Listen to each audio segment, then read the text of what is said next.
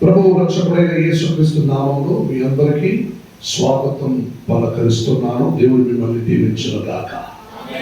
ఆమేన్. కొంచెం స్టడీగా కూర్చోండి.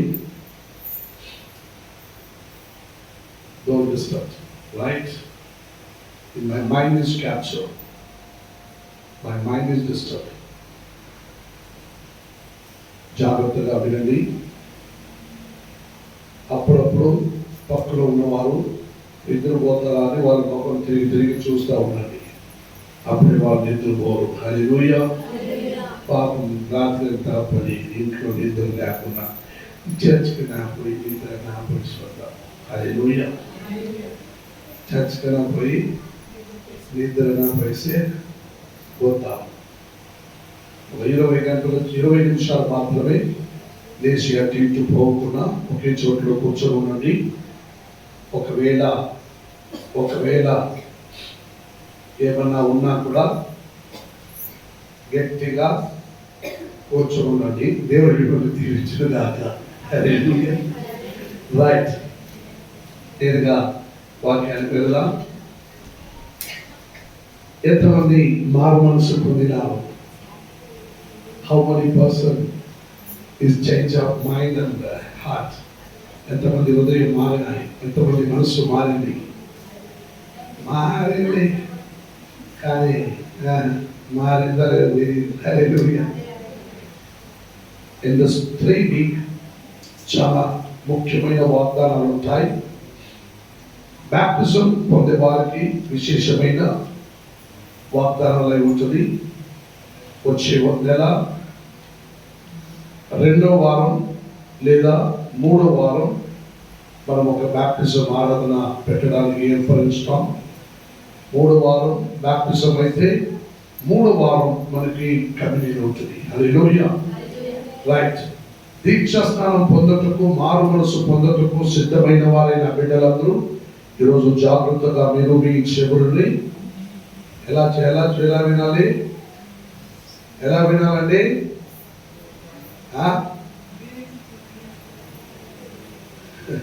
నాకే పక్క వీధుల నుండి ఈ వీధికి వచ్చిన వాళ్ళు వస్తే ఎలా చూస్తారు?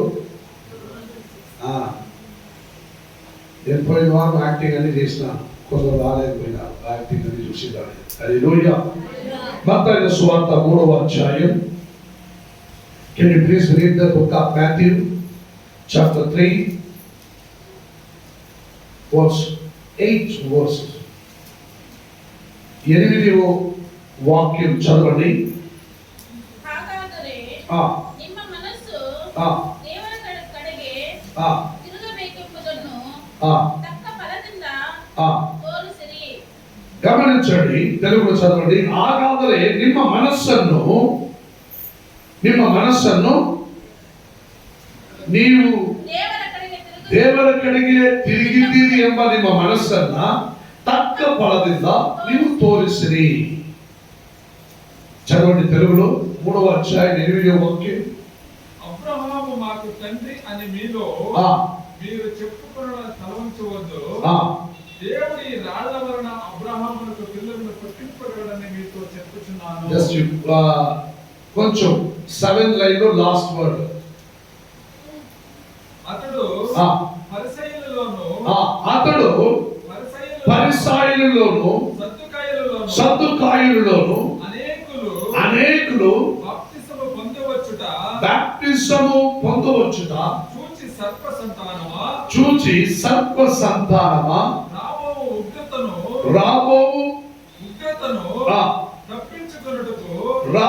ఉగ్రతను తప్పించుకొనుటకు మీకు బుద్ధి చెప్పిన వాడెవడు? ఆమేన్. హల్లెలూయా.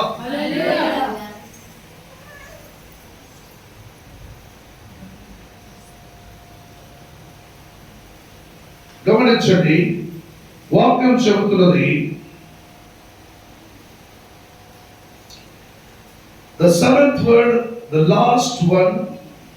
అతడు పరిసయ్యులను సద్దుకాయులలోను అనేకులు బాప్టిజం పొందవచ్చుట చూచి సర్ప సంతానమా రాబో ఉగ్రతను తప్పి తప్పించుకొనుటకు మీకు బుద్ధి చెప్పిన వాడెవడు?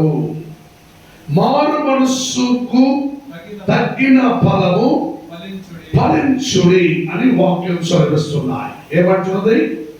మారు మనస్సుకు తగ్గిన ఫలము ಫಲಿಸುಡಿ. ನೀನು ದೇವರಲ್ಲಿ ಮನಸ್ಸು ಬದಲಾಯಿಸಿಕೊಂಡಿದ್ದಲ್ಲಿ ಅದನ್ನ ನೀನು ಏನ್ ಮಾಡಬೇಕು? ಅದನ್ನು ತೋರಿಸಬೇಕು. ಯಾವ ರೀತಿ? ఎలా మీరు చూపించాలి, పలకరించాలి, ఎలా ఫలించుడి. ఒకటో వాక్యం నుండి చదవండి.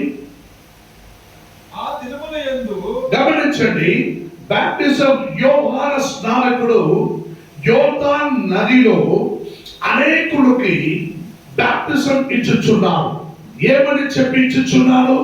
ఆయన పోయి యోర్దాన్ నదిలో నీళ్ళలో నిలకడగా నిలిచి ఆయన నిలుచుకుంటూ గట్టిగా అర్చుకుంటున్నారు. ఏమని? ఏమని?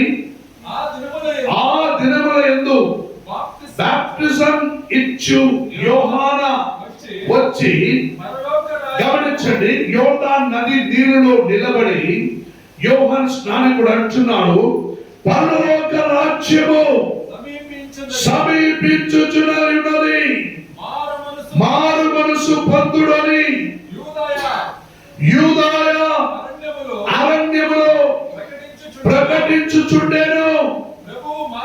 ప్రభువు మార్గము సిద్ధపరచుడి, ఆయన త్రోవలో సరళము చేయుడని అరణ్యములో కేక వేయునొక్కని శబ్దము అని ప్రవక్తులైన యెషయా ద్వారా చెప్పబడిన వాడితడే అని ఒక స్వరం ఉన్నది. హల్లెలూయా.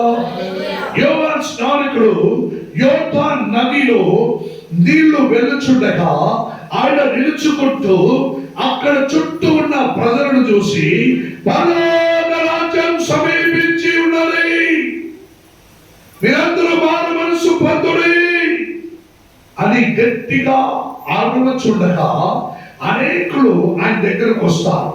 ఏమిటి ఈయన అరుచుకుంటున్నారని ఆయన దగ్గరికి రాబోలోని ఆయన అనే మాటలు కొందరు వినారు. పరలోక రాజ్యం సమీపమైనది, మారు మనస్సు పొందవాలంటే మనం ఏం చేయాలి? అనేక సందర్భములు తన పాపం పుణ్యమును వెతికి అనేక గుడి గోపురములకు కొండకి దిగి వచ్చి అనేక రంగులు రంగులు బట్టలు వేసుకొని అనేక స్థలములకు పుణ్య స్థలమును వెళ్ళి అనేక స్థలముల ప్రాంతములకు వెళ్ళి తను తానే అప్పగించుకుంటూ గాయపరుచుకుంటూ ప్రజలు ఎక్కడెక్కడో ఏదో తన మనస్సుకు ఇష్టమైన కరంగా జీవించుకుంటున్నారు. కానీ ఇక్కడ బాప్టిజం ఇచ్చు యోహాన సెలవిచ్చినదేమనగా, మీరందరూ పరలోక రాజ్యం సమీపమైనది, మారు మనసు పొందుడి. అంతే, ఒకే మాట. ఆ సువార్త ప్రకటించడంలోనే అనేకులు ఆయన ఎద్దుకు వచ్చారు. అనేకులు ఆయన ఎద్దుకు వచ్చారు. దేనికి వచ్చారు? బాప్టిజము తీసుకోవాలని వచ్చారు. బాప్టిజము తీసుకోవాలని వచ్చిన వారికి దగ్గరికి రావడంలోనే మీ మాదిరి కూర్చున్న ముక్త ప్రజలైన మీ మాదిరి మనుషులందరికీ ఆయన బాప్టిజం ఇచ్చి ముందుకు వెళ్ళమన్నారు. కానీ కొందరు ఆయన ఎద్దుకు వచ్చారు బాప్టిజం తీసుకోవాలని. ఎవరెవరు వచ్చారు? ఎవరెవరు వచ్చారండి? పరిసయ్యులు, సద్దుకాయులు, అనేక అన్య జాతి జనముల నుండి ఆయన ఎద్దుకు వచ్చారు. అప్పుడు బాప్టిజం ఇచ్చే వారికి బాప్టిజం ఇచ్చారు. బాప్టిజం ఇవ్వకూడదు అనే వారికి వారిని చూసి ఏమన్నాడు? ఒరే సర్ప సంతానమా, రాబో ఉగ్రతలో నుండి తప్పించుకోబోవడానికి నీకు బుద్ధి చెప్పిన వాడెవడు అని వారిని చూసి అడిగారు. హల్లెలూయా. బాప్టిజం కదా తీసుకోవడానికి వచ్చారు. ఎలాగైనా వారికి ఒక బాప్టిజం ఇచ్చి వారిని బతుకమని చెప్పొచ్చు కదా. ఈ దినమానములలో అనేక స్థలములలో నేను సేవకుడని అనేకుడికి బాప్టిజం ఇచ్చి ఎట్లా రూపాయి బ్రతకమని అంటారు. అనేకులు కొందరు సేవకులు సువార్త ప్రకటిస్తున్నారని అనేక ఆ కావేరి నది, గంగా నది అక్కడికి తీసుకెళ్తారు.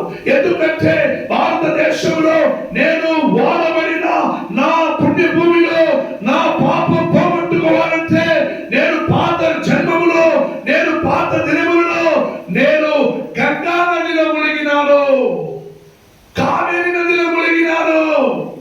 అటువంటి నదిలో ఊగినప్పుడు నా పాపం పోయి పుణ్యం వచ్చింది అని వాళ్ళు అనుకున్న ప్రకారం ఈ దినమానములలో కొందరు సేవకులు కూడా అనేకుడిని గంగా నది దగ్గరికి తీసుకెళ్లి వారిని అక్కడ బాప్టిజం ఇచ్చి, పోండి గంగా నదిలో నీకు బాప్టిజం ఇచ్చినామని కొందరు సేవకులు అంటున్నారు. నా ప్రియమైన దేవచరులారా, మీరు జాగ్రత్తగా గమనించాలి. బాప్టిజం పరలోక రాజ్యం సమీపమైనది. మీరు అనేకులు మారు మనసు పొందుడి అని చెప్పడంలోనే ఆయన చెబుతా ఉన్నాడు. జనాలు వస్తానే ఉన్నారు.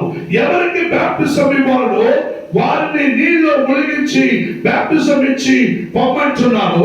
కానీ ఇతడు ఏం చేస్తారో కనుక్కుందాము. బాప్టిజం ఇచ్చిన తర్వాత ఏం చెప్తారో కనుక్కుందాము. ఒకవేళ ఏదైనా దొరుకుతుందో ఏమో, ఒకవేళ ఏదైనా మమ్మల్ని ఆశించినట్లు ఇస్తారో ఏమో, లేదు ఒకవేళ ఏదైనా రహస్యం ఉంటే తెలుసుకోవచ్చు అని దొంగ వేషము కలిగిన వారైన ఈ సద్దుకాయలు అనేక ప్రజలు పరిసయ్యులు ఏం చేశారు, బాప్టిజం తీసుకోవాలని దగ్గరకు వచ్చారు. అటువంటి వారిని చూసి యోహాను స్నానకుడు ఏమన్నాడు?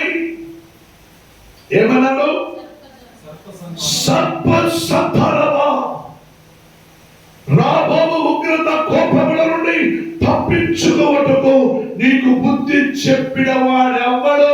హల్లెలూయా. నీకు బుద్ధి చెప్పిన వాడెవడు? రాబోవు ఉగ్రత.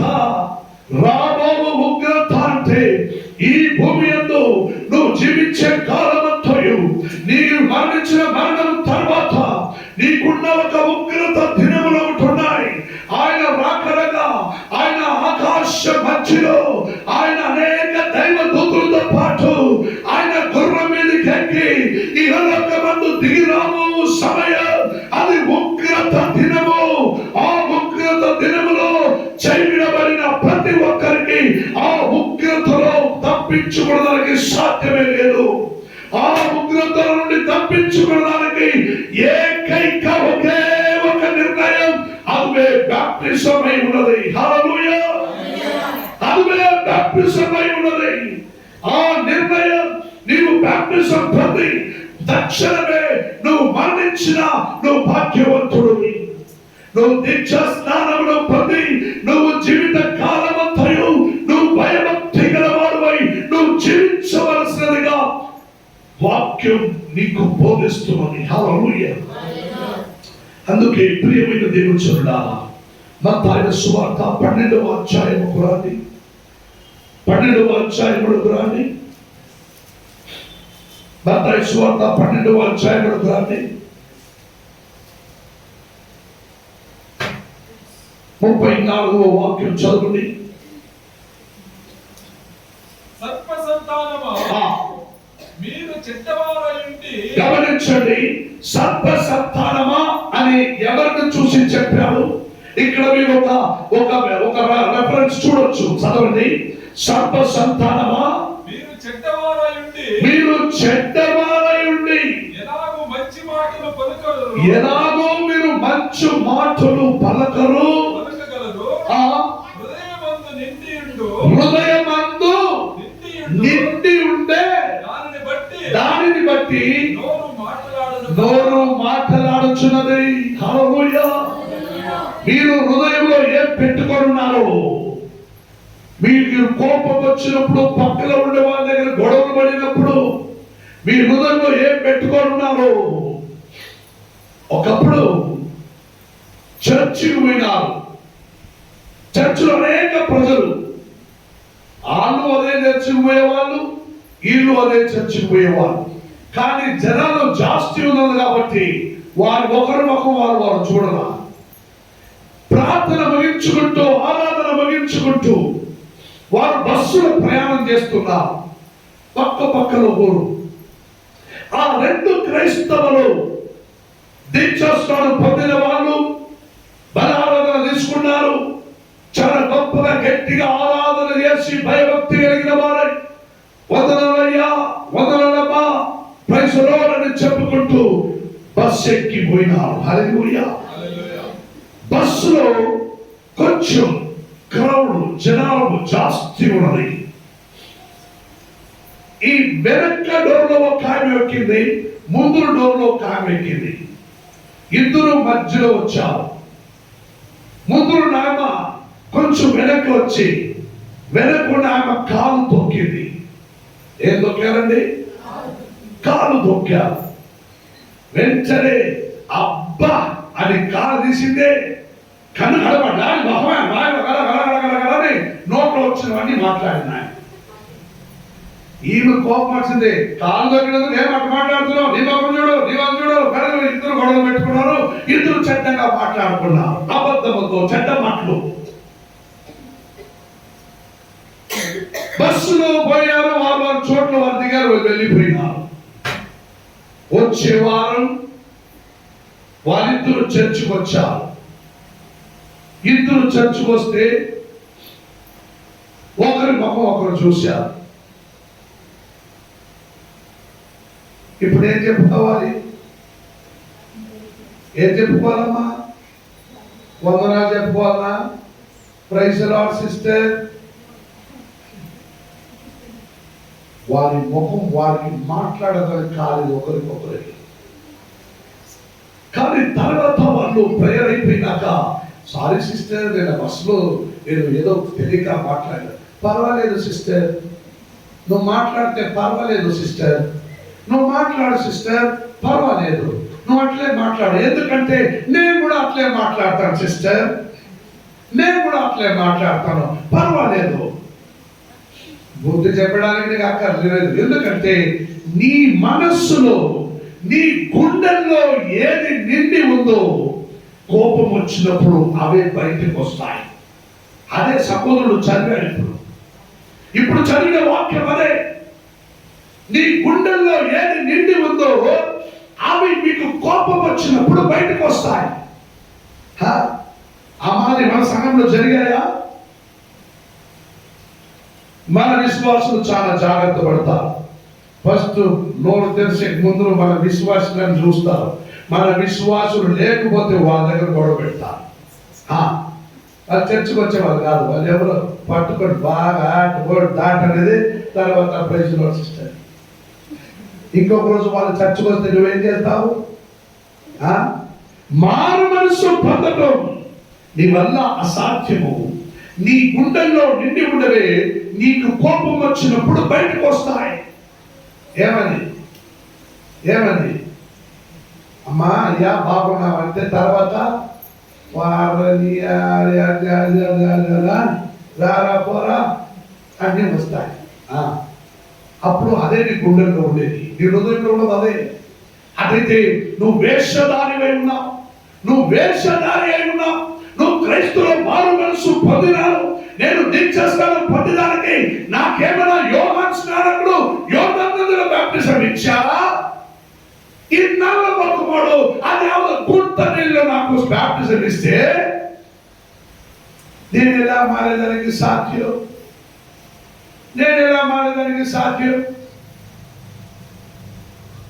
ఒక ఆయన నన్ను అడిగిండు, అయ్యా ఇప్పుడు మంచి ట్యాంక్ లో నువ్వు బాప్టిజం అందరికి ఇచ్చావు కదా, నన్ను తీసుకోబోయి ఆ చెరువు నీళ్ళు ఇచ్చావే, నాకు ఇంకొకసారి ఇస్తావా? మరొకసారి బాప్టిజం ఇస్తావా? అయ్యా మంచి నీళ్ళు ఇంకొకసారి. అయ్యా నీ బ్రతుకు మారు మనసు లేని బ్రతుకు, అందుకే మరొకసారి బాప్టిజం అయ్యా. హల్లెలూయా. చదవండి అదే 23వ అధ్యాయంలో, అదే మత్తయి సువార్త 23వ అధ్యాయంలో 33-34 వాక్యం చదవండి. నీ హృదయంలో నిండి ఉన్నదానిని బట్టి నీవు కోపిష్ఠుడై మాట్లాడుచుండగా నీలో ఉన్న మాటలు బయటకు వస్తాయి. పక్కలో కూర్చున్న వారి ముఖం ఖర్చు చూడండి. అబ్బా పక్కలో ఉన్న వారి ముఖం చూడండి, నిద్రపోతున్నారని. ఉన్నారు ఒకరికొకరు తిరిగి చూడండమ్మా, అందరి ముఖం చూడండి. హల్లెలూయా. చదవండి 23వ అధ్యాయం 33-34 రెండు వాక్యం సర్పములారా, గమనించండి. సర్పములారా, సర్ప సంతానములారా, నరశిక్షను మీరు ఎలాగూ తప్పించుకొందురు, నరక శిక్షను మీరు ఎలాగో తప్పించుకుందురో నాకు తెలియదు. హల్లెలూయా. ఏం చెప్తున్నానండి అండి? ఏం చెప్తున్నానండి? సర్ప సంతానమా, నరక శిక్షను మీరు ఎలా తప్పించుకుంటావు? ఎలా తప్పించుకోవడానికి సాధ్యం? బాప్టిజం పొంది చర్చికి పోయి బల్లాలలో తీసుకున్న వారు ఇంట్లో గొడవ చేసుకుంటున్నారు, తన ఇష్టానుసారంగా జీవించుకుంటున్నారు, ఏదైనా వాడుకుంటూ మాట్లాడుకుంటున్నారు. వారి హృదయం ఏ గుండెలో నిండి ఉందో అవి పలకరిస్తున్నారు. ఇవి చూసిన వారు, కొత్తగా బాప్టిజం తీసుకున్న వారు వారిని చూసి బాప్టిజం తీసుకుంటే ఏమి మార్పు లేదు. వాళ్ళ ప్రకారం మనం కూడా కొత్తగా ఎందుకంటే వాళ్ళు ఆ ప్రకారమే జీవిస్తున్నారు. హల్లెలూయా. ఈ చర్చిలో సంఘంలో ఎవరిని చూసి నీ బ్రతుకు ప్రభునందుకు జీవించవద్దు. ధర్మశాస్త్రం నీ చేతులు అందుబాటుగా ఇవ్వబడి ఉన్నది. నీ ధర్మశాస్త్రము పారాయణం చదువుకో. నీకు ఇచ్చిన దీక్ష స్నానంలో నీ మీద దిగి వచ్చిన ఇతడు నా ప్రియ కుమారుడు అని దేవాత్మ దిగి వచ్చి నిన్ను ఆదుకొని నిన్ను అభిషేకించిన ఆ అభిషేకం పోగొట్టుకోకుండా నీవు జాగ్రత్త పడి నీవు మరణించి మరణించే వరకు నిన్ను నీవు కాపాడుకో. నీ చర్చిలో సేవకులను చూసి కూడా సేవకుడు మాదిరిగానే మనం ఉండిపోదాం. సేవకుడు చాలా మంచోడు, ఈ పాస్టర్ చాలా మంచోడు అని అనుకొని నువ్వు ఏమనిపోవద్దు. ప్రభువైన యేసుక్రీస్తుని తనతో పాటు ఉన్న శిష్యులందరూ చూసి మంచి బోధకుడా ఏమన్నారండి? మంచి బోధకుడా, మంచి బోధకుడా. అందుకు యేసు ప్రభు ఏమన్నారండి? ఏమన్నారు? నేను మంచోడు నీకు చెప్పినారా? అడిగినాడా లేదా? నేను మంచోడు నీకు చెప్పినానా? నన్ను ఎందుకు మంచోడు అంటున్నావు? ఈ ప్రశ్న ప్రభు యేసుక్రీస్తు అడిగిండు. కారణం ఈజ్ 100% కైండ్ ఆఫ్ మ్యాన్. ఆయన శరీరధారి ఆయన ఉన్నాడు కాబట్టి, ఆయన శరీరధారిగా ఉన్నాడు కాబట్టి మంచివాడని ఎందుకు చెబుతావు? దేవుడు ఒక్కడు తప్ప మంచివాడు ఎవరు లేరు అని అన్నాడు. హల్లెలూయా. అంటే నేను పాస్టర్, నేను రెవరెండ్, నేను డాక్టర్, నేను బిషప్, నేను మంచివాడని నేను చెప్పలేను. నన్ను చూసి నువ్వు మోసపోవు. హల్లెలూయా. బాప్టిజం ఇచ్చినది నేనే ఉండొచ్చు, కానీ ఒకవేళ మార్గం తప్పిపోయిన వాడు ఉండొచ్చు, కానీ నీ బ్రతుకు అల్లాడిపోకుండా నీకు ఇచ్చిన బోధన ఈ ధర్మశాస్త్రం అవి కైకొని జీవితమంతా నువ్వు ముందుకు కొనసాగు. అవి పట్టుకొని ముందుకు కొనసాగు. నరక శిక్షను మీరు ఎలాగో తప్పించుకుందరో గమనించుకోండి. నరక శిక్ష అందులో నుండి తప్పించుకున్నది ఎలా అని మీరు పరిజ్ఞానములకు తెచ్చుకుని ఒకరినొకరు చూసి మోసపోకూడదు. హల్లెలూయా, హల్లెలూయా. ఒకసారి ఒకడు అన్నాడంట కదా, లోపలికి రావాలంటే చేతులు పైకి పెట్టుకొని వచ్చాడు. నీళ్లు నది నీళ్లు ముಳುగుచుండగా చెయ్యి కిందకి దించరా? అబ్బా స్వామి, ఈ చేతులు 2 ఏళ్ళు మాత్రం వదిలిపెట్టు, నన్ను మాత్రం నీళ్లు మొక్కమన్నాడంట. మరి దీక్ష స్నానం ఇస్తే పూర్తిగా నీళ్లు మొక్కాలరా, చెయ్యి మాత్రం వదిలిపెట్టమన్నాను. అప్పుడప్పుడు బీడి తాగాలి, చెయ్యి వదిలిపెట్టు. అటువంటి మార మనసు మనకొద్దు. నువ్వు మారితే నేను మారిన మనసు నీలో ఉన్న క్రియల చొప్పున నీ ఇల్లు వారు, నీ ఇంటి వారు, నీ గ్రామ ఊరు పక్కన ఉన్న వారందరూ మారు మనసు పొందాలి. నీ పక్కింట్లో ఉన్న వారికి నువ్వు సువార్త చెప్పలేక ఉన్నావంటే నీలో మారు మనసు లేదు. నీ గుండెల్లో నిండి ఉండని నీ పక్కింట్లో ఉన్న వారికి తెలుసు. నువ్వు నిజంగా నీ క్రియల చొప్పున నువ్వు ఆశీర్వాదకరంగా ఉన్నావంటే నీ చర్చిలో నీ పక్కన కూర్చున్న వారికి, నీ ఇంట్లో ఇంట్లో ఉన్న వారికి నీ కుటుంబ సభ్యులకు తెలుసు నువ్వు ఆశీర్వదింపబడినావా లేదా. హల్లెలూయా. Praise the lord. భార్య మొగుడు ఇద్దరు గొడవలు పడిండ్రు. భార్య చర్చికి పోతుంది. భక్తి అంటే భక్తి. ముందు వరుసలో కూర్చొని అబ్బ అల్లారించి సగమంతయు ఆరాధన. హల్లెలూయా. ఇంటికి పోయినాక పొగుడు పట్టుకొని ఒకటి పీకుతుంది. హల్లెలూయా.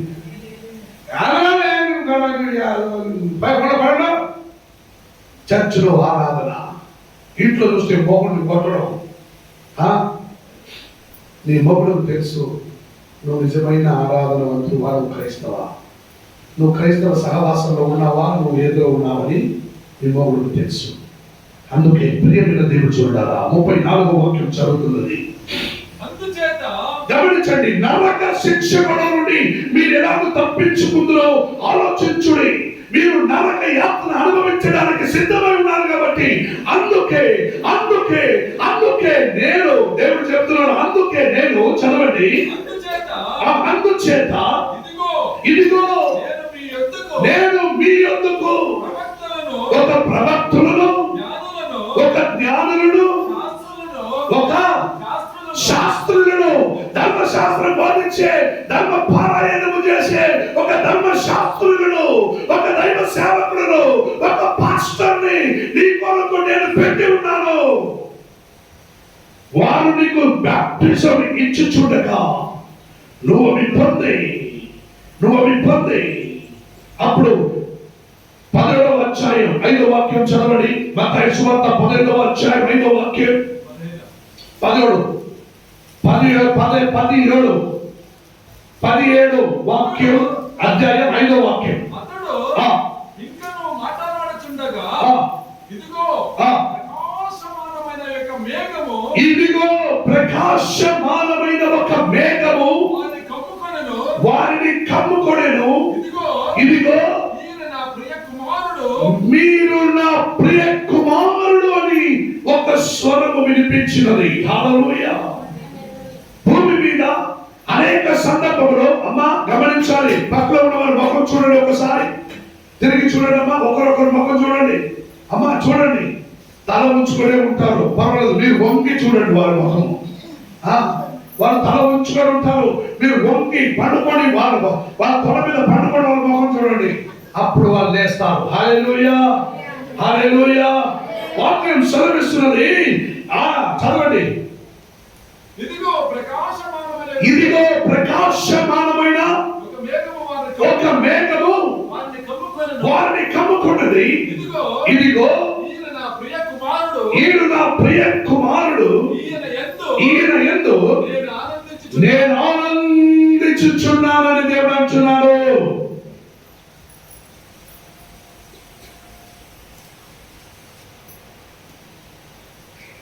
ఏం చూస్తున్నారమ్మా? అయ్యా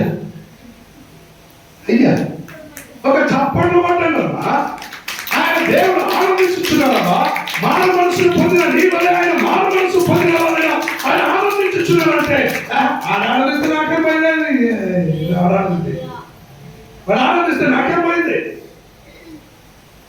నేను బాధలు ఉంటే, దుఃఖంలో ఉంటే, కన్నీళ్ళు ఉంటే, శోధనలు ఉంటే, అప్పుడు బాధలు ఉంటే, పక్కన తీసుకుని డబ్బులు వడ్డీ పనులు డబ్బులు ఉంటే వాడు ఆనందం ఉంటే నాకేం పోయింది? అట్టుంది. మీరు అందరూ చూసేదైతే వాక్యం చదివినప్పుడే నీలో ఒక ఆత్మ ప్రేరేపణ కలగలేదా? వాక్యం ఏం చెప్పింది? ఇదిగో నా ప్రియ కుమారుడు, ఈయన యందు నేను ఆనందించుచున్నానని దేవుడు అంటున్నావు. నువ్వెప్పుడు బాప్టిజం పొందినావు అప్పుడు దేవుడు ఒక మాట అంటాడు. ఇదిగో నా ప్రియ కుమారుడు, ఇదిగో నా ప్రియ కుమారుతి, ఇదిగో నా ప్రియమైన బిడ్డలు, మీ వలె నేను ఆనందించుచున్నాను. నీ యవ్వన ప్రాయంలో నీవు నన్ను ఆనందిస్తున్నావే, నేను ఆనందించుచున్నాను దేవుడు అంటున్నాను. నేను ఆనందించుచున్నాను. ప్రియమైన దేవుడు చూడాలా, ఆయన ఆనందంగా ఉంటే నీవు ఆనందంగా ఉంటావు. నా ప్రభు ఆనందంగా ఉన్నాడంటే నువ్వు ఆనందంగా ఉంటావు. ఆయన ఆనందంగా ఉండాలంటే నీ గుండెల్లో నిండి ఉన్న చెడు మాటలు, చెడుతనము, దుష్ట క్రియలన్నిటినీ నువ్వు దూరం చేయి. నువ్వు మారు మనసు పొందినాలని దేశం ధరించవద్దు. నువ్వు నన్ను మోసం చేయొచ్చు, నువ్వు నన్ను ఏమారియచ్చు, నేను నిన్ను ఏమారియచ్చు, కానీ నా దేవుడిని ఏమారించలేను. నా దేవుడిని నేను ఏమారించలేను. నువ్వు ఆరాధించే దేవుడు నువ్వు ఏమారించలేవు. నువ్వు ఎవరో ఈరోజు తీర్మానం చేయి. అందుకే వాక్యం సెలవిస్తున్నది, ఇదిగో నా ప్రియ కుమారుడు, ఈయన యందు నేను ఆనందించుచున్నానని. ఎందుకంటే రాబో ఉగ్రతల నుండి మొదటి దశలోనికి రాసిన పత్రిక చదవండి. 1వ అధ్యాయం మొదటి అధ్యాయం 10వ వాక్యం చదవండి.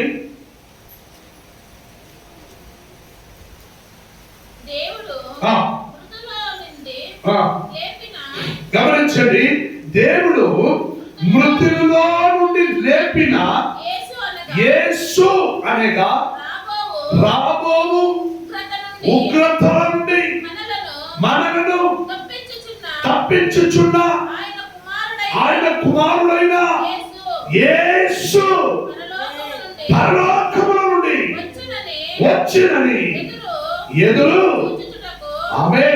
చూచుచుటకు మీరు ఎలాగో దేవుని వైపునకు ఆ సంగతి వారే తెలియజేయుచున్నారు. హల్లెలూయా, హల్లెలూయా, హల్లెలూయా.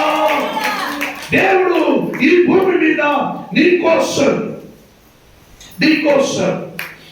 ఒక ప్రవక్తుడిని, ఒక జ్ఞానుడిని, ఒక వేద పండితుడిని, శాస్త్రుడిని, ఒక దైవ సేవకుడిని, ఒక పాస్టర్స్ ని మీకోసం దేవుడు పెట్టి ఉన్నారు. ఎందుకంటే మీ అందరికీ ఒక స్వార్థమాన ప్రకారం ప్రకటింప చేయబడుతూ మీ గుడ్డల్లో ఉన్న అన్నిటిని విడిచిపెట్టి నువ్వు మారు మనసు పొంది నువ్వు ప్రభునందుకు బండారాధనలో భాగవహించి నువ్వు మరణ పర్యంతరము నిన్ను కాపాడుకుంటూ నీ వలె నీ పొరుగు వారిని రక్షించడానికి నీలో ఉన్న క్రియలు మారు మనసు పొందినదని చూపించడానికి నీకొక్క పెట్టబడిన దైవ సేవకుడే ఈ సేవకుడు అనేది మీరు తెలుసుకుంటున్నారు. హల్లెలూయా. ఎందుకంటే వాక్యం చదివిన ప్రకారం మరొకసారి చదివిన వాక్యం, దేవుడు మృతుల్లో నుండి లేపిన ఆ యేసు క్రీస్తు అనగా రాబోవు ఉగ్రతలో నుండి మనలను తప్పించుచున్న ఆయన కుమారుడైన యేసు పరలోకమునకు వచ్చినని ఎదురు చూచుటకు మీరు ఎలాగో దేవుని వైపునకు ఆ సంగతిని వారే ఆ శాస్త్రులే, ఆ దైవ సేవకులే, ఆ పాస్టరే మీకు తెలియచేయుచున్నారు. మీరు తెలుసుకోకపోతే మీ అమ్మ, నాయన, బాబాని ఎవరు మీకేమీ చేయలేరు. దైవ సేవకులు మాత్రమే నీకు మంచిని చెడు కార్యము చేయటకు నీ కొరకు పెట్టబడిన వారే దైవ సేవకుడు. హల్లెలూయా. ప్రియమైన దేవుడా, రాబో ఉగ్రతల నుండి మనలను తప్పించుచున్న ఆయనే మన ప్రభు యేసు. హల్లెలూయా. మృతులలో నుండి లేవనెత్తబడి ఇదో పరలోకములో ఉన్న మహిమను విడిచి భూలోకములో ఉన్న వారైన మన కొరకు ఆయన మరలా తన మహిమను విడిచి వచ్చి అన్ని క్రమముల కార్యాలను, క్రియలను నీకు చూపించి ఆయన తన మహిమలో వెళ్ళిపోయినారని మనం చూస్తున్నాం. ప్రియమైన దేవుడా, యోహాను స్నానకుడు ఒక వాగ్దానం సాక్షి ఇచ్చుచున్నాడు. గమనించండి, యోహాను గ్రంథము 1వ అధ్యాయం యోహాను స్నానకుడు ఇచ్చే వాగ్దానం గమనించండి. 1వ అధ్యాయం 12వ వాక్యం చదవండి.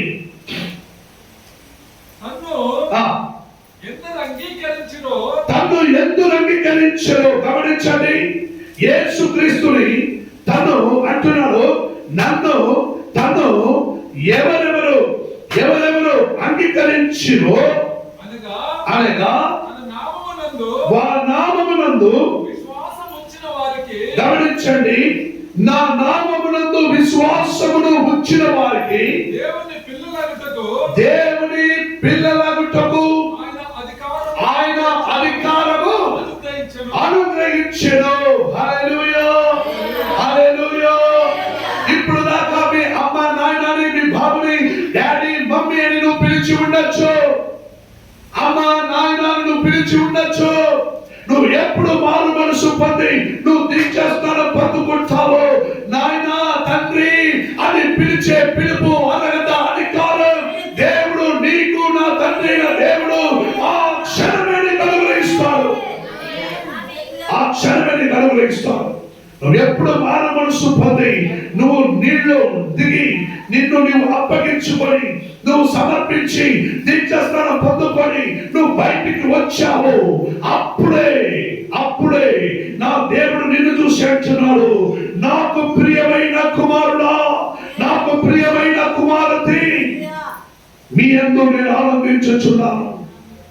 మీరందరూ నేను పెట్టబడిన ఈ దైవ సేవకుల మాటకు లోబడి నా వాగ్దానమును, వేద పారాయణ, ధర్మశాస్త్రమును మీరు చదువుకొని మారు మనసు పొంది మీరు నా మాటలకు విధేయులై నేను చెప్పిన మాటలే ఈ దైవ సేవకుడు పలకరిస్తున్నాడు.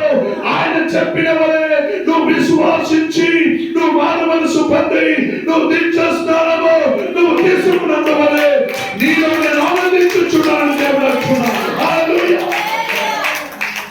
నీలో నేను ఆనందించుచున్నాను. అందుకని బాప్టిజం మా అమ్మ చెప్తే, మా నాన్న చెప్తే, మా తాత చెప్తే, మా మామ చెప్తే, మా అక్క చెప్తే, మా అన్న చెప్తే నేను తీసుకుంటానంటే నీకు ఇచ్చేకి ఇక్కడ ఎవరు సిద్ధంగా లేదు. సర్వ సంతానమా,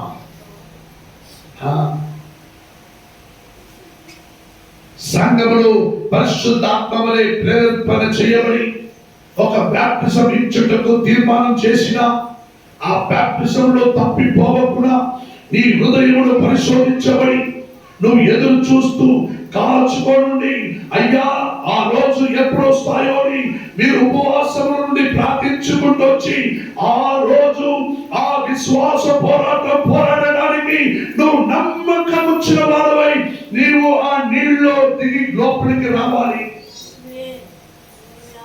నువ్వు నీళ్ళలో ఎప్పుడు మునిగినావో, నీ తల్లి గర్భంలో నువ్వు పుట్టినప్పుడే నువ్వు పాపంలో పుట్టినావు. తల్లి గర్భంలో పుట్టినప్పుడే ఆదిలో అవ్వాలకు దేవుడు ఏమన్నాడండి, పాపమును నువ్వు గర్భంగా నువ్వు పాపముని చేసావు కాబట్టి ఆ పాపముని నువ్వు గర్భధారివై నువ్వు కన్నబోతున్నావు అన్నాడు. అప్పుడు పాపముని భూమిలో కన్నుచున్నారు కాబట్టి నువ్వు పుట్టిందే పాపంలో. హల్లెలూయా. ఆ పరిశుద్ధ వివాహం మంచి పురోహితుడు కూర్చోబెట్టి బాగా ఓము వేసి నేను తాళి కట్టినాను, కట్టు యాదవ. లోకంలో ఉన్నవారు ఊరు పెద్దలు చిన్నాను అందరూ పిలిచి అందరి ముందు నేను తాళి కట్టాను, నా భార్య. అవును అవును, నీ భార్య, నీ మొగడే. కానీ నీ శరీరం వలె నీ శరీర ఆశ ఇచ్చతో నీకు పుట్టబోవు బిడ్డలందరూ పాపంలోనే పుట్టుతారు. అటైతే ప్రతి ఒక్కరు మీ అమ్మ నాయనకి పుట్టిన వారు ఇప్పటిదాకా బాప్టిజం తీరి వారు మీరు ఇంకా పాపంలోనే ఉన్నారు. అటైతే మిమ్మల్ని 8వ దినము బిడ్డ పుట్టింది స్నానం చేస్తాను. ఏం చేస్తాను? 8 దినాల వరకు స్నానం చేయదు. 8వ దినము బిడ్డకి నీళ్ళు పోస్తాను, రాండి తినేసిపోదు.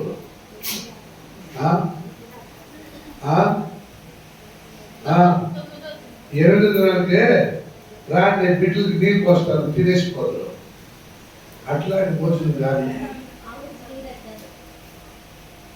అట్లాంటి నీళ్లు సోపు షాంపు వేసి కడిగినా నీ పాపం పోదు. క్రీస్తుని రక్తము నీ కొరకు కల్వారి శిలువలో 6 గంటల సేపు ఉగలాడి నీ కోసం కాచిన రక్తమునదే. ఆ రక్తములోనే నీవు కడగబడాలి. అప్పుడే ఆయన తన స్వరమును విప్పి చెప్పగలడు, ఇతడు నాకు ప్రియమైన కుమారుడు, ఈ నేను ఆనందించుచున్నానని దేవుడు నీ గురించి చెప్పగలడు. హల్లెలూయా. అందుకే రాబో దినములో దీక్ష స్నానముల కొరకు సిద్ధము పడండి. దేవుడు మిమ్మల్ని దీవించును గాక. 12వ వాక్యం చెప్పినది, విశ్వాసము వచ్చిన వారికి దేవుని పిల్లలగుటకు ఆయన అధికారము అనుగ్రహించెను. హల్లెలూయా. నువ్వు ఎప్పుడు మారు మనసు పొంది నీళ్ళ మునిగి దీక్షస్నానం పొంది నువ్వు బయటికి వచ్చావు, అప్పుడు నోరు తెరిచి చెప్పు, నాయనా నా తండ్రి యేసయ్యా. హల్లెలూయా. అప్పుడు నాయనా అని పిలవడానికి నీకు అర్హత. నువ్వు బాప్టిజమును తీయక నువ్వు లోకాంతములతో బ్రతుకుతూ ఇగో ఇహలోక అంత్యములో నువ్వు జీవించుకుంటూ నువ్వు పాపములో మునిగిపోయి నా తండ్రి నా యేసయ్యా అంటే నువ్వు ఒక్క అబ్బకి పుట్టినవాడు కాదు. హల్లెలూయా. నువ్వు వేరొక్క అబ్బకి పుట్టినవాడు లెక్క. ఒక అబ్బకి పుట్టినవాడు అయితే నీవు నా తండ్రిని పిలిచే అధికారం నా దేవుడు నీకు ఇస్తాడు. హల్లెలూయా. అప్పుడు మారు మనసు పొంది నేను దీక్షస్నానం పొందుకున్నప్పుడు నేను ఒక్క అబ్బకి పుట్టినవాడు నేను. హల్లెలూయా. మారు మనసు పొంది నువ్వు పరిశుద్ధులతో జీవించేవాడు అయితే నువ్వు చెప్పగలవు, నేను ఒక్క అబ్బకి పుట్టినవాడు నేను అని. హల్లెలూయా. ఈ మాటలో మీకు కొందరికి నారాజు ఉండొచ్చు, అక్కర లేదు. హల్లెలూయా. చదవండి 14వ వాక్యం. 13-14 వాక్యం. వారు దేవుని వలన పుట్టిన వారై గాని రక్తము వలనను శరీర ఇచ్చల వలనను మానుష ఇచ్చ వలనను పుట్టిన వారు కాదు. హల్లెలూయా. నువ్వు యేసుక్రీస్తు నమ్మిన తర్వాత నువ్వు మనిషి ఇచ్చలో కానీ శరీర ఇచ్చలో కానీ ఆశతో కానీ నీవు పుట్టిన వాడు కాదు. నీవు నా పరలోకమందున నా తండ్రి ఆయన తన ఒక్కడే కుమారుడని పిలువబడిన నీవు నీలో నా దేవుడు ఆనందించుచున్నాడు కాబట్టి నీలో ఉన్న ఆనందమే నా దేవుడికి నిరంతరమైనది. హల్లెలూయా. నువ్వు తీర్మానం చేయి, నీ యవ్వన ప్రాయంలో నా దేవుడిని ఆనందపరచాలని అనుకుంటున్నావా లేదు దుఃఖపరచాలని అనుకుంటున్నావా? హల్లెలూయా. 14వ వాక్యం. ఆ వాక్యమే ఆ వాక్యం అనేవాడు ఆ వాక్యమే శరీరధారై కృపా సత్య సంపూర్ణుడుగా మన మధ్య నివేశించెను. హల్లెలూయా. ఆ శరీరం ఆ వాక్యమనే నరవతారం ఎత్తిన వాడైన మన ప్రభు యేసు శరీరధారి అయి కృపా సత్య సంపూర్ణుడుగా మన మధ్య నివేశించెను. చదవండి పైకి. తండ్రి వలన కలిగిన అద్వితీయ కుమారుని మహిమ వలె మనము ఆయన మహిమను ఆమేన్. హల్లెలూయా. హల్లెలూయా. క్రీస్తులో ఉన్న మహిమ వలె మనమందరూ ఆయనలో అంగీకరించిన ఎడల ఆయన మహిమ ఏమిటో మనం కనుక్కున్నాము. హల్లెలూయా. ఆయన మహిమ ఏమిటో మనం కనుక్కున్నాము. హల్లెలూయా. ఆయన మహిమ ఏమిటో మనం కనుక్కున్నాము. హల్లెలూయా. ఆయన మహిమ ఏమిటో మనం కనుక్కున్నాం. చదవండి పై వాక్యం 15వ వాక్యం. యోహాను ఆయనను గురించి సాక్ష్యం ఇచ్చెను. నా వెనుక వచ్చువాడు ఆ సర్ప సంతానం అనే వాడు అందరూ యోహాను దగ్గరికి వచ్చి మూలిగి బాప్టిజం తీసుకోవాలని వచ్చిన ఆ పరిసయ్యులు ఆ సద్దుకాయులు ఆ అన్య జనములు ఆయన దగ్గరికి వచ్చి చూడగా యోహాను చూసి ఏమన్నారు? ఒరేయ్ సర్ప సంతానమా, రాబోవు ఉగ్రతల నుండి తప్పించుకోవడానికి నీకు బుద్ధి చెప్పిన వాడు ఎవడో అని అడిగిన ఆ యోహాను ఇక్కడ వారిని చూసి సాక్షి చెప్పుచున్నారు. ఏమని అంటున్నాడు? చదవండి. ఆయన గురించి సాక్ష్యం ఇచ్చుచు నా వెనుక వచ్చేవాడు గమనించండి, నేను సాధారణ మనిషి. అడవిలో ఒక శబ్దం ఉంది, అది కేకలు వేసే శబ్దమని యేషయ్య ప్రవక్తుడు చెప్పిన ప్రకారం నేను ఈ అడవిలో ఉన్న ఒక శబ్దం అనేవాడే. నేను ఈ అడవిలో ఉండుకొని శబ్దముతోనూ ఘోర శబ్దముతోనూ పరలోక రాజ్యం సమీపమైనదని అందరికీ చెబుతున్నాను.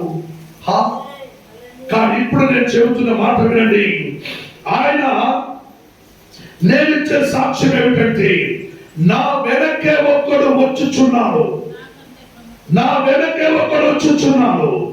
ఆయన నాకంటే ప్రముఖుడు, నాకంటే గొప్పవాడు, నాకంటే మహాపురుషుడు, నాకంటే ఉన్నత పురుషుడు, నాకంటే మహానుభావుడు.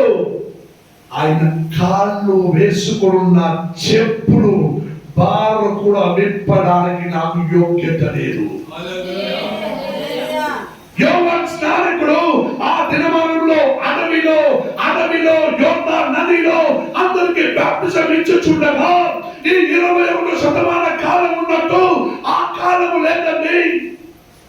ఒక గేమ్స్ లేదు, ఒక స్పోర్ట్స్ లేదు, ఒక క్యారమ్ బోర్డ్ లేదు, ఒక బ్యాడ్మింటన్ లేదు, ఒక క్రికెట్ లేదు, ఒక ఫుట్బాల్ లేదు, ఒక వాలీబాల్ లేదు, ఒక కంప్యూటర్ లేదు, ఒక మొబైల్ లేదు.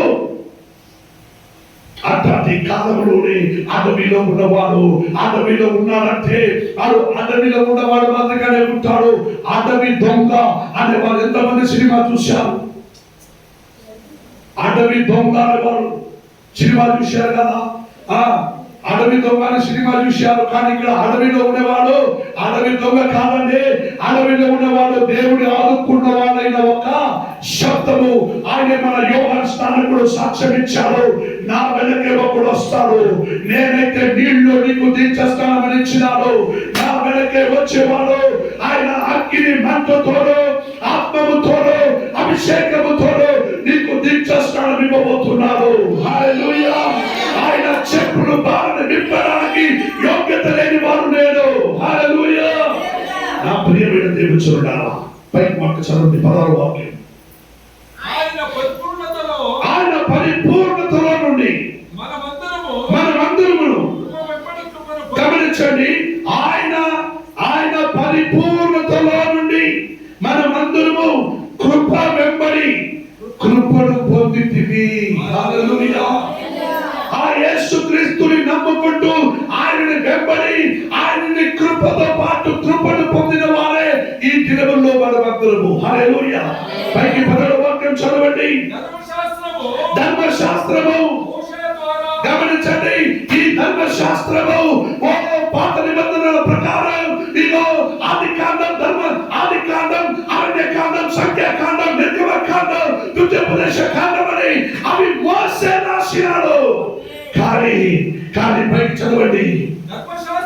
ధర్మశాస్త్రము మోసే రాశాడు, మోసే ద్వారా అనుగ్రహించినది. కానీ కృపయు సత్యము మార్గము జీవము నా యేసుక్రీస్తు వలె నీకు అనుగ్రహించి ఉన్నది. హల్లెలూయా. హల్లెలూయా. అందుకే ఆయన యోహాను 14:6 వాక్యంలో ఏం చెప్పారండి? బైబిల్ చూడకుండా చెప్పండి. యోహాను 14:6 వాక్యం, నేనే మార్గము, నేనే జీవము, నేనే సత్యమై ఉన్నానని ఆయన చెప్పినాడు. హల్లెలూయా. ఆయన మార్గము సత్యము జీవమై ఉన్నారు కాబట్టి నీ యవ్వన ప్రాయములో నీవు నీ దేవుని ఎందుకు సమకూర్చు, లేదా ఆయన ఉగ్రత కోపములో తప్పించుకోవడానికి నీకు ఉపదేశించిన వాడెవడు? హల్లెలూయా. నేను మాత్రమే కాదు. హల్లెలూయా. ఉగ్రత కోపముల నుండి నువ్వు తప్పించుకోవడానికి నీకు వేరే మార్గములు ఉంది. గంగా నదిలో మునిగిపో, కావేరి నదిలో మునిగిపో, యమునా నదిలో మునిగిపోని నేను నీకు చెప్పలా? నేను చెప్పినది నా తండ్రి రక్తములో ఒక్కసారి తండ్రి కుమార పరిశుద్ధమైన నామములో నువ్వు దీక్షాస్నానము బాప్టిజము పొందుకో. అప్పుడు ఆయన మార్గమందు నువ్వు నిలకడగా ఉండడానికి నీకు సాధ్యమని నేను అన్నాను. హల్లెలూయా. అంటే నీకు ఉగ్రత కోపంలో తప్పించుకోవడానికి బోధించిన వారు నేను కాదు. హల్లెలూయా. ఆ ఉగ్రతలో నుండి తప్పించుకోవడానికి బోధించుచున్న వారే నేను. హల్లెలూయా.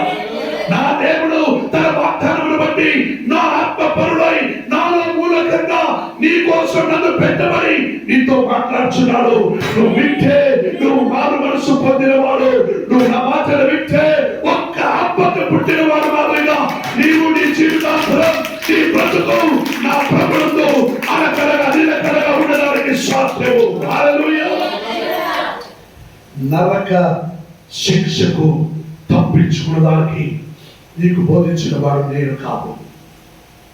నరక శిక్ష తప్పించుకోవడానికి సాధ్యమా? లేదు అని వాక్యం చెబుతుంది. అందులో నుండి తప్పించుకోవాలంటే నీకున్న ఒకే మార్గం, నువ్వు మారు మనసు పొందు. హల్లెలూయా. మారు మనసు పొందినది తగ్గిన పదముతో నువ్వు ఫలించుడి అంటే మీరు క్రియల చొప్పున మీరు నిర్దోషిగా చూపించుడి. అందరూ చూడాలి నీలో ఉన్న క్రియలు. ఇవి లేకుంటే నీకు చాలా కష్టం. ఎవరెవరు మారు మనసు పొందినారో వాళ్ళు మాత్రం లేని, మారు మనసు పొందలేదని వాళ్ళు పక్కన నిద్రపోతున్నారు. చూడండి మా అందరూ చూడండి, అందరూ పక్కన చూడండి, ఒకసారి వాళ్ళ పక్కన చూడండి అమ్మా, అందరూ పక్కన చూడండి. లేచి నిలబడండి.